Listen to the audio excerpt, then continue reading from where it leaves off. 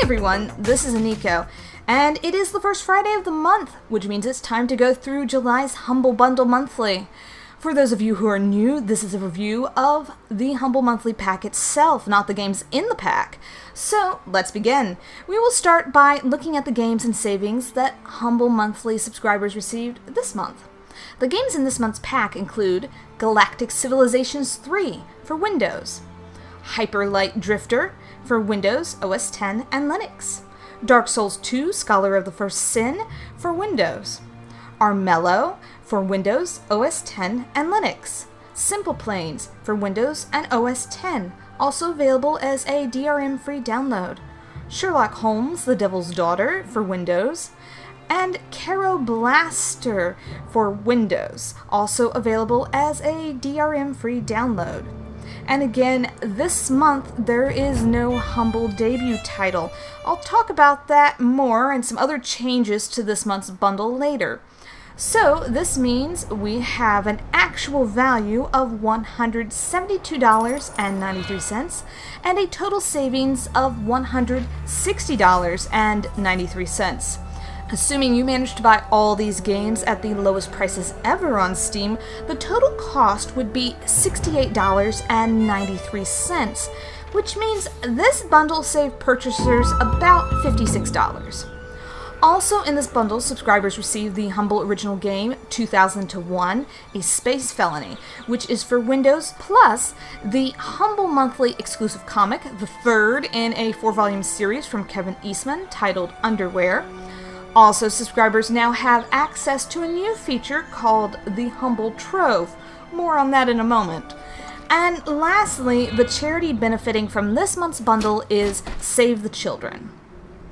So, how does this month's pack compare against prior packs? Let's talk about just money first. If you've been watching my videos from prior months, you know that I had upgraded my expectations for these monthly bundles. Generally, actual savings for these bundles had been averaging in the $65 to $75 range. This was due to multiple months of consistent high savings out of these Humble monthly bundles. Unfortunately, this month Humble seems to have bumped the pack's value right down. We haven't seen a pack fall below $65 of actual savings since this past January.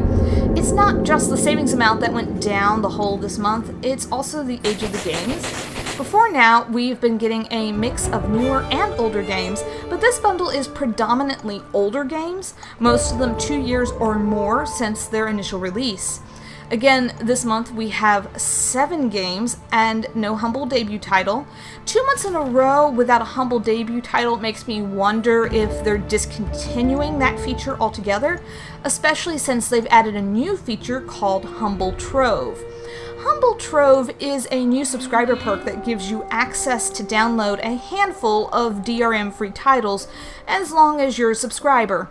It includes all the Humble original titles that you might have missed, and beyond that, it has 6 older titles for you to download and play, including Dust Force DX, Volgar the Viking, Starseed Pilgrim, Strike Suit Zero, Treen, and Shelter.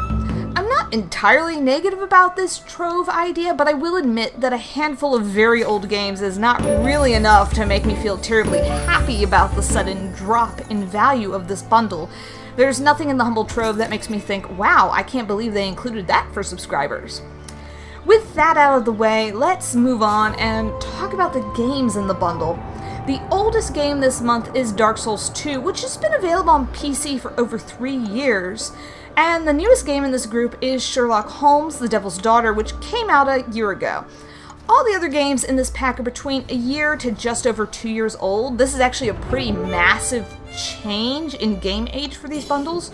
Generally, we get 1 or 2 games that came out in the past 6 months, a couple that are a year or so old, and a couple that are 2 years or older. This month, there are 2 that are about a year old, 2 that are around a year and a half old, 2 that are right around 2 years old, and 1 that's 3 years old.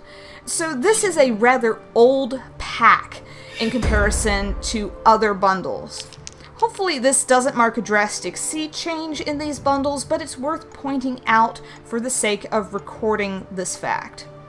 Let's go through this pack and take a quick look at each of the games from this month. First up, we have Galactic Civilizations 3, a 4X turn-based space strategy game, and the third in a long-running series from Stardock. They're the creator of Ashes of the Singularity, one of the games from last month's bundle.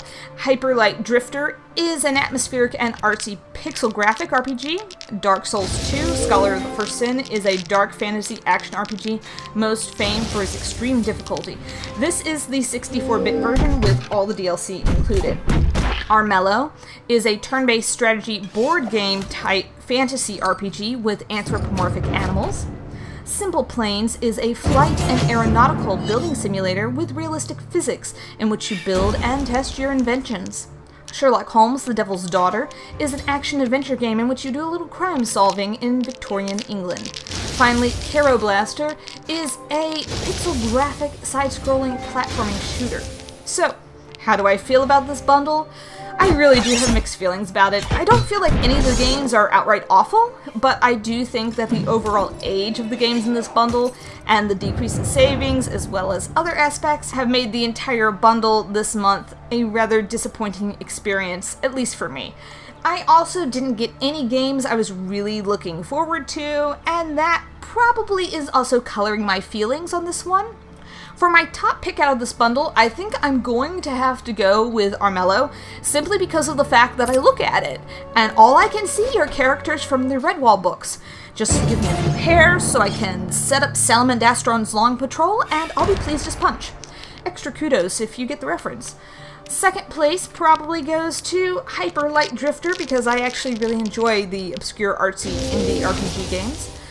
The worst game this month for me is probably Simple Planes, because I really am not terribly interested in sandbox building or plane flying simulations, at least those without any particular in-game attached.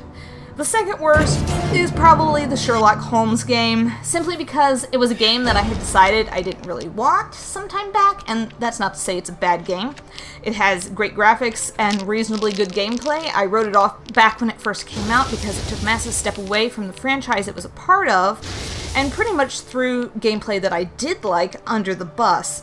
I also couldn't stand the portrayal of Sherlock or the idea of a Sherlock game without puzzles based in actual logic. However, if you're not so bent around the axle like me about portrayals of famous literary detectives, you might find it entertaining. As for the others, Galactic Civilizations 3 and Dark Souls 2 are both great games, if you don't already own a copy of them. Let's hope you don't, and that you're happy getting them in this month's bundle. Finally, Caro Blaster looks cute and retro. I'll probably enjoy it for at least a few hours. So for me, this month's bundle was just okay-ish. There was nothing here I was really hoping to get. The best aspect of this bundle is that it represented a bunch of different gaming genres in the games that were offered, but the biggest downside to this month was the average age of the games in the bundle and the likelihood of owning one or more of the titles.